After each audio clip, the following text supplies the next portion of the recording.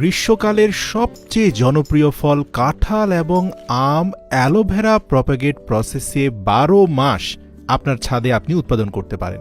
এই প্রক্রিয়ায় কাঁঠালের ফলন হতে মাত্র ৩ মাস সময় লাগে এবং এত সহজ এই প্রক্রিয়াটি যে কেউ অনুসরণ করতে পারেন। শুরুতেই উপযুক্ত এক টুকরো বাকল আপনার পছন্দের কাঁঠাল গাছ থেকে ভিডিওতে দেখানো প্রসেসে একটা ধারালো ব্লেডের সাহায্যে চারপাশ থেকে কেটে আলাদা করে নিতে হবে।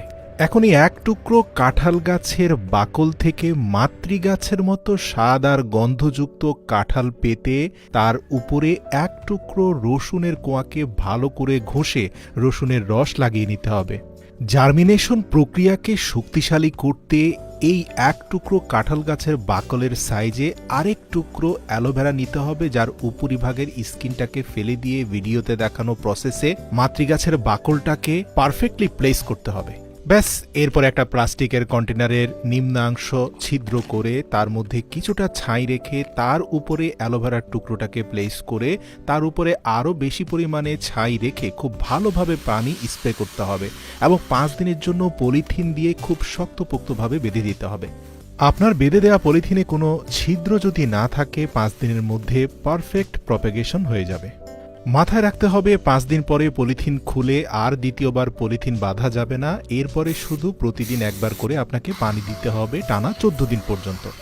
১৪ দিন পরে প্রপার প্রপাগেশনের মাধ্যমে আপনি দেখতে পারবেন সেই বাকল থেকে মাতৃগাছের মতো গুণাগুণ নিয়ে বেশ কিছু কাঁঠালের মুচি বের হয়ে গিয়েছে। এরপর নতুন করে আপনাকে আরেকটা পলিথিনে ছাইয়ের বদলে মাটি দিয়ে তার উপরে আবার অ্যালোভেরা জেল দিয়ে সেই গাছটাকে রোপণ করতে হবে টানা ১ মাসের জন্য। মনে রাখতে হবে কাঁঠালের বীজ থেকে জার্মিনেশন করা চারাগুলো যতটা শক্তিশালী হয়, প্রপাগেশনের মাধ্যমে বাকল থেকে তৈরি করা চারাগুলো খুবই দুর্বল হয়, কিন্তু এখান থেকে যে ফলের উৎপাদন হয় সেখানে মাতৃগাছের পরিপূর্ণ গুণাগুণ থাকে। নতুন পলিথিনের ব্যাগে টানা ১ মাস ধরে প্রতিদিন প্রয়োজন অনুযায়ী পানি দিয়ে গেলে ১ মাস পরে দেখতে পাবেন কাঁঠালের মুচিগুলো বেশ পরিপক্ক হয়ে গিয়েছে। কিন্তু এই মুচিগুলো থেকে পরিপক্ক কাঁঠালে রূপান্তরিত হওয়ার জন্য আরও বেশি পুষ্টিগুণের দরকার, যার কারণে বীজতলায় আরও বেশি মাটির প্রয়োজন।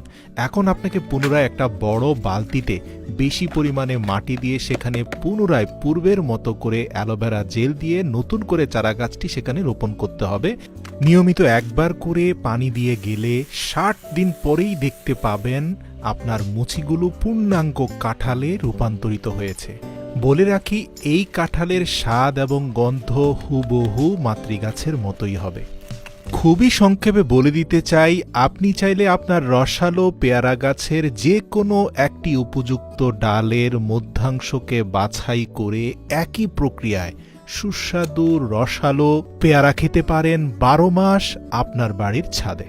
মাথায় রাখতে হবে, এক্ষেত্রে পেয়ারা গাছের বাকল নয়, পূর্ণাঙ্গ ডালকে কেটে উপযুক্ত অংশের দুভাগকে ফেলে দিয়ে যেই অংশ থেকে প্রপাগেশন হবে তার অপোজিট জায়গাটাকে ভালো করে ধারালো ছুরি দিয়ে ছেঁচে নিতে হবে, যাতে খুব দ্রুত শিকড় গজাতে পারে। এরপর একই প্রক্রিয়ায় একটা টিস্যু পেপারের মধ্যে পর্যাপ্ত অ্যালোভেরা ন্যাচারাল জেল লাগিয়ে সেখানে প্রপাগেশনের জন্য কাটিং করা পেয়ারা ডালটাকে মুড়ে একটা প্লাস্টিক কন্টেনারের নিচে কোকোপিট রেখে তার মধ্যে টিস্যু পেপারটাকে রেখে তার উপরে পর্যাপ্ত কোকোপিট দিয়ে ভালো করে পানি স্প্রে করতে হবে।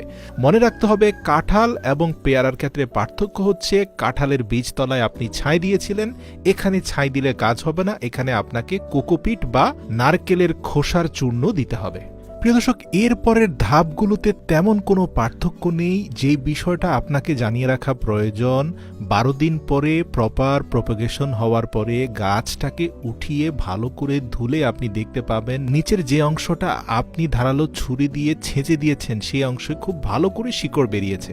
এরপরে আগের মতোই প্রসেস, পলিথিন কন্টেইনারে মাটির মধ্যে অ্যালোভেরা জেল দিয়ে সেখানে নতুন চারা গাছটি রোপণ করবেন। ৪০ দিন টানা পানি দিলে আপনি দেখতে পাবেন পেয়ারা গাছটা বেশ বড় হয়ে গিয়েছে।